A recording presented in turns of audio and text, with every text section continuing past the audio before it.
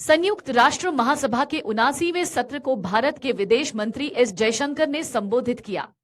इस दौरान उन्होंने बीते दिन पाकिस्तान के बेतुके बयान का जवाब दिया। उन्होंने पड़ोसी मुल्क के प्रधानमंत्री शहबाज शरीफ को उनके कश्मीर राग के लिए जमकर लताड़ा। उन्होंने कहा कि हमने कल इसी मंच से कुछ अजीबोगरीब और विचित्र बातें सुनी।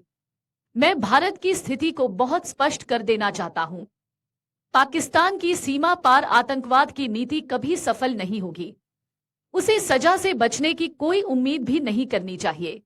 इसके विपरीत कार्रवाई के निश्चित रूप से परिणाम होंगे। हमारे बीच हल किया जाने वाला मुद्दा केवल पाकिस्तान की ओर से अवैध रूप से कब्जाए गए भारतीय क्षेत्र को खाली करना और निश्चित रूप से आतंकवाद के साथ पाकिस्तान के लंबे समय से चले आ रहे लगाव को छोड़ना है। विदेश मंत्री एस जयशंकर ने कहा कि दुनिया बड़े पैमाने पर हिंसा जारी रहने के बारे में भाग्यवादी नहीं हो सकती, न ही इसके व्यापक परिणामों के प्रति अभेद्य हो सकती है। चाहे यूक्रेन में युद्ध हो या गाजा में संघर्ष, अंतर्राष्ट्रीय समुदाय तत्काल समाधान चाहता है। इन भावनाओं को स्वीकार किया जाना चाहिए और उन पर कार्रवाई की जानी चाहिए। आतंकवाद दुनिया की हर उस चीज के विपरीत है जिसका वह समर्थन करती है। इसके सभी रूपों और अभिव्यक्तियों का दृढ़ता से विरोध किया जाना चाहिए।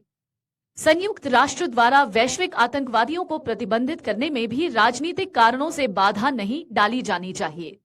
विदेश मंत्री जयशंकर ने कहा कि कई देश अपने नियंत्रण से परे परिस्थितियों के कारण पीछे छूट जाते हैं, लेकिन कुछ देश जानबूझकर ऐसे फैसले लेते हैं जिनके परिणाम विनाशकारी होते हैं। इसका एक बेहतरीन उदाहरण हमारा पड़ोसी देश पाकिस्तान है। दुर्भाग्य से उनके कुकृत्यों का असर दूसरों पर भी पड़ता है, खास तौर पर पड़ोस पर। जब यह राजनीति अपने लोगों में इस तरह की कट्टरता भरती है, इसकी जीडीपी को केवल कट्टरता और आतंकवाद के रूप में इसके निर्यात के संदर्भ में मापा जा सकता है।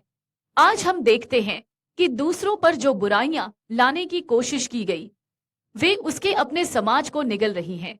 यह दुनिया को दोष नहीं दे सकता, यह केवल कर्म है। दूसरों की जमीनों पर लालच करने वाले एक बेकार देश को उजागर किया जाना चाहिए और उसका मुकाबला किया जाना चाहिए। अगर आप ये वीडियो YouTube पर देख रहे हैं तो हमारे चैनल को सब्सक्राइब करें और बेल आइकन को दबाना ना भूलें। अगर आप Facebook पर ये वीडियो देख रहे हैं तो हमारे पेज को लाइक करें।